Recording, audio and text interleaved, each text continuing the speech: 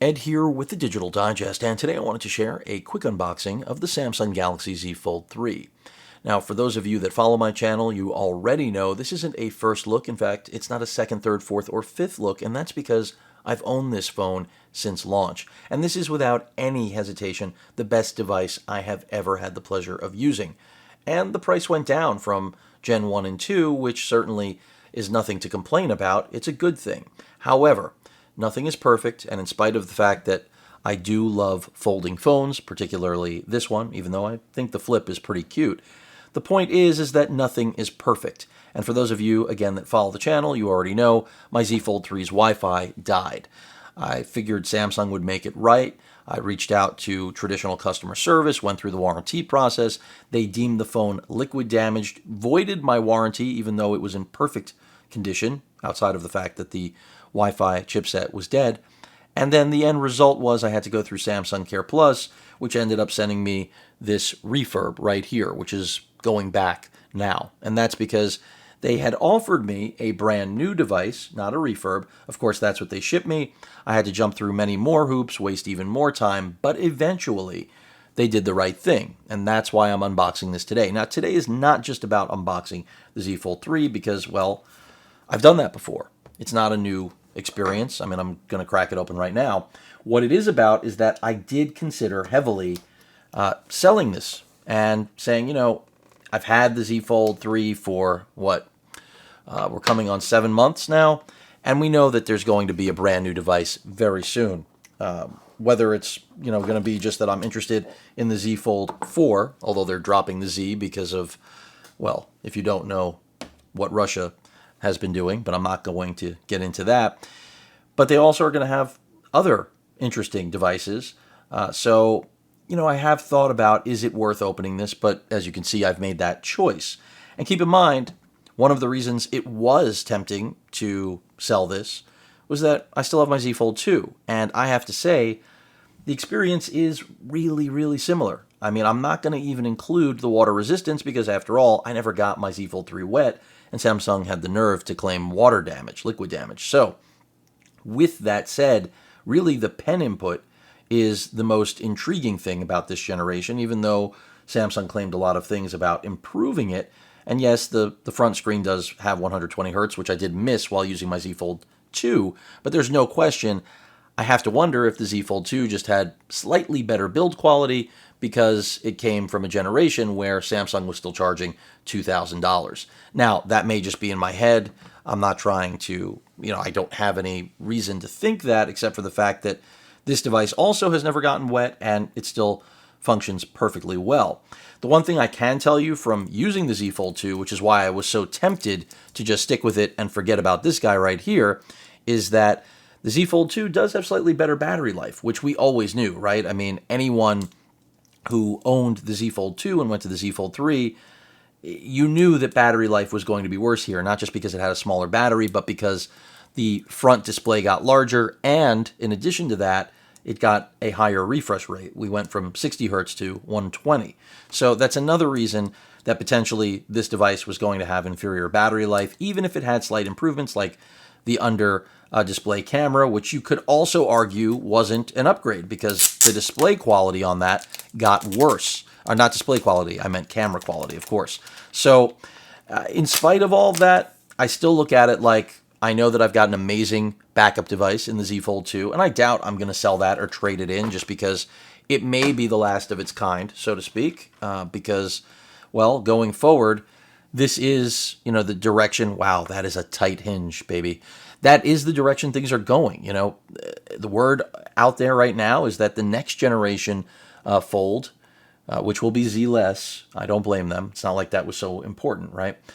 It will not be as expensive. So here we saw things step down. Now, this is a 512 gig model, so this is the most expensive, but the base price did take a decent price drop. So it's anticipated the same will happen now in Gen 4.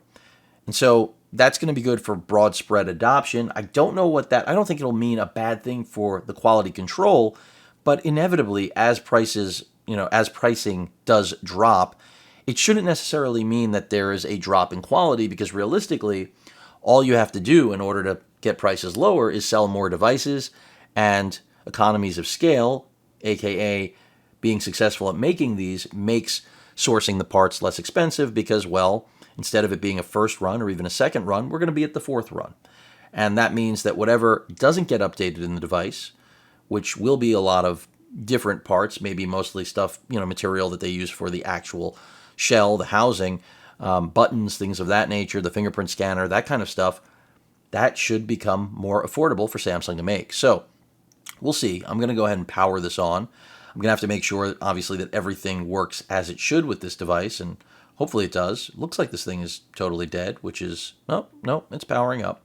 And I have to say, if I didn't enjoy the Fold as much as I do, I would have sold this phone.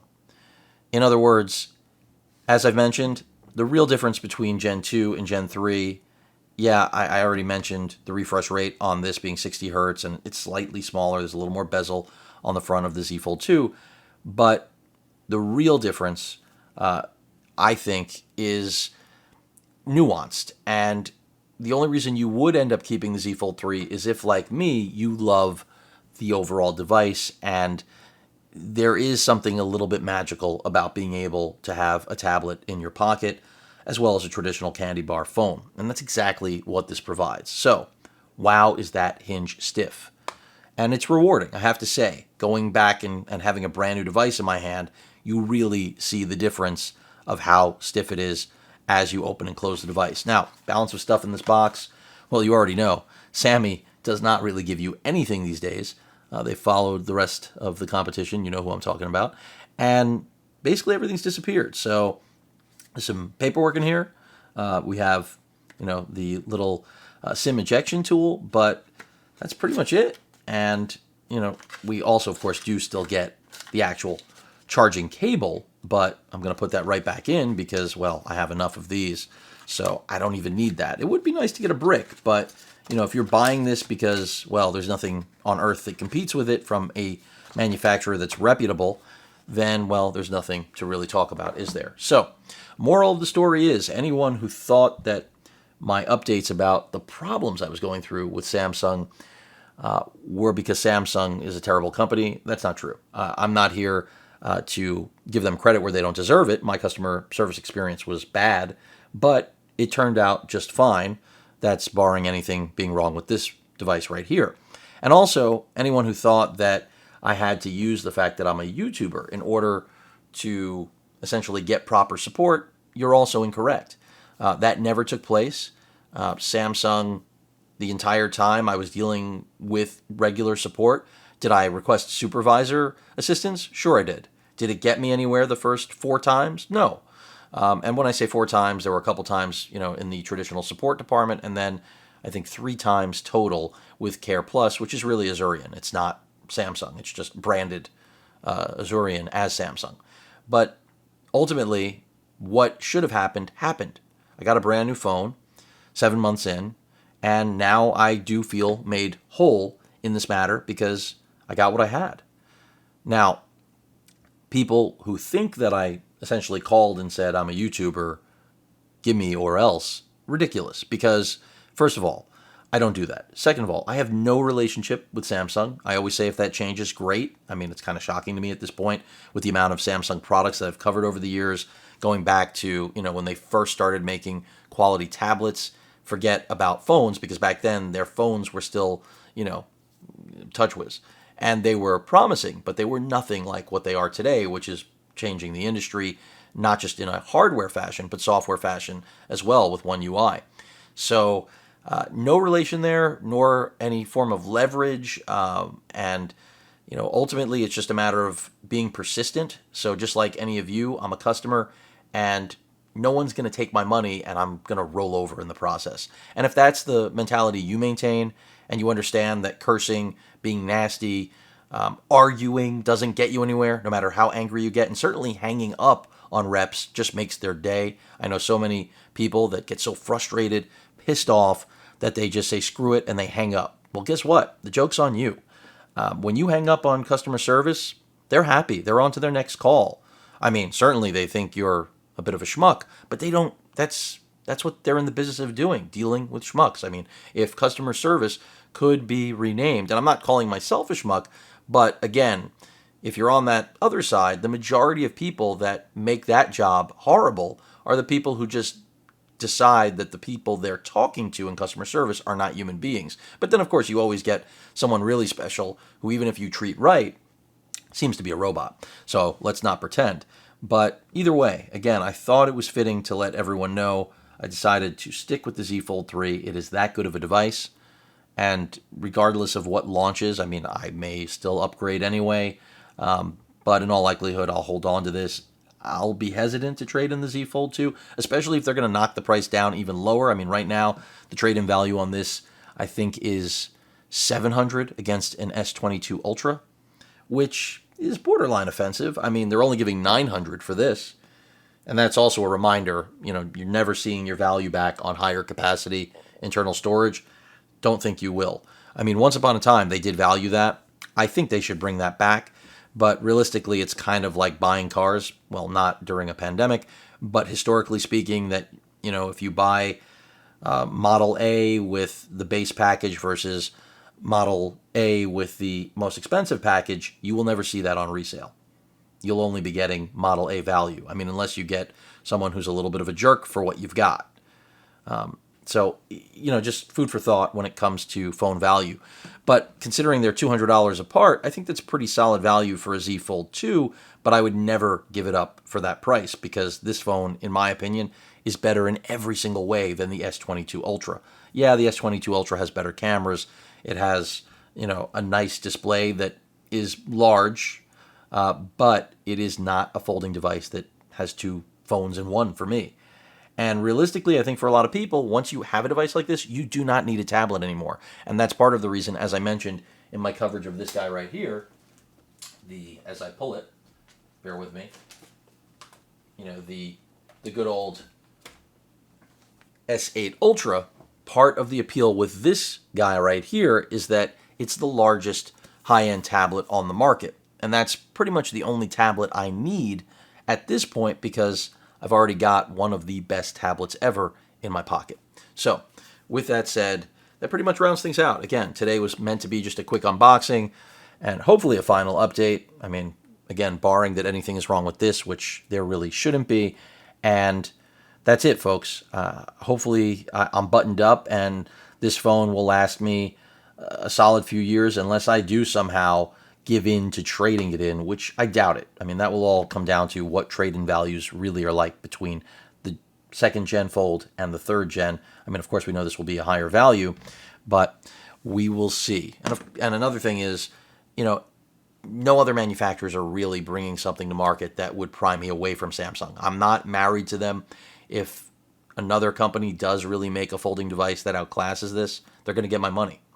That's the way free market enterprise works. However, at present, nobody is beating what you see before you. So, best device I've ever owned, not perfect like anything else. Manufacturer defects do often persist, but this whole idea that they're not rugged and they don't hold up, that's a bit of crap. I mean, every comment I've seen where people have said, this is why they didn't get a Fold, I feel badly for you because in spite or despite what I went through, that doesn't mean that they're not made well.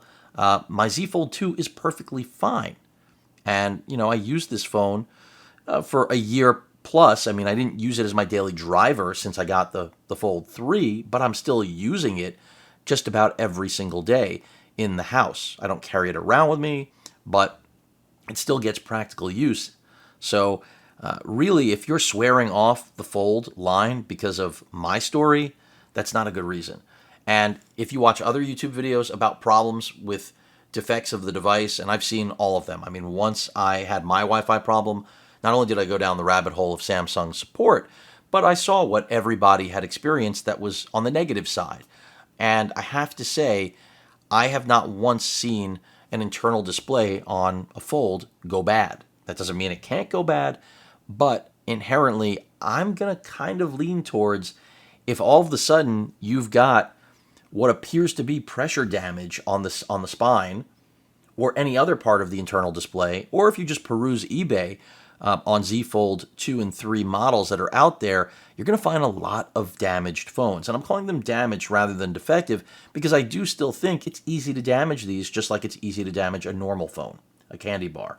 So when people say, oh, it was closed and it was in my bag, well, already I see ways that it could break, because I have to imagine when these phones are closed, if anything makes contact with the spine, that probably can put pressure on that fold and end up giving you screen damage. I mean, yes, the interior display is protected with both of these sides with it being closed, but the spine is still a point of pressure contact that could potentially damage the phone.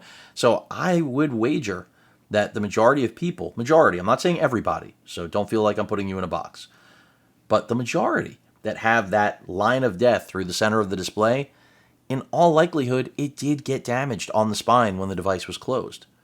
Or, of course, more commonly, when it was open. But I got a feeling it's got to do with when the phone is actually closed and then something contacting this in a way it just isn't meant to be. Again, it's just something where my story about the Wi-Fi radio dying without any form of damage, I do not find to be the same as people who send in devices for repair, have a defect with the internal display, and then when Samsung says, well, there were scratches, so they're deeming it to, voided warranty. I'm not saying that what Samsung's doing there is okay, but I'm also not saying that that happened on its own.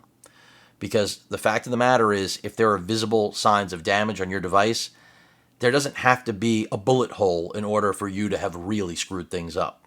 I think we all know that. And it's just one of those things where my Wi-Fi radio dying is not in any way, shape, or form, in my opinion, a narrative about the poor quality of the Z Fold 3, or any of the Z Folds for that matter. They've been industry tested, they've been beaten up by plenty of other reviewers, and they are, in my opinion, not only the best device on the market, but also, at this point, really, really durable. So anyone who thinks you've got to baby it, I said that with Gen 1. I don't baby the Z Fold 3 or the Z Fold 2 in any way outside of what I would do normally with any of my devices. I am fairly careful. Maybe I baby them all, but that's a story for another time. But that rounds things out. Any questions or comments, please feel free to post them. Hit that like button. And as usual, please feel free to subscribe, and please stay safe. Later.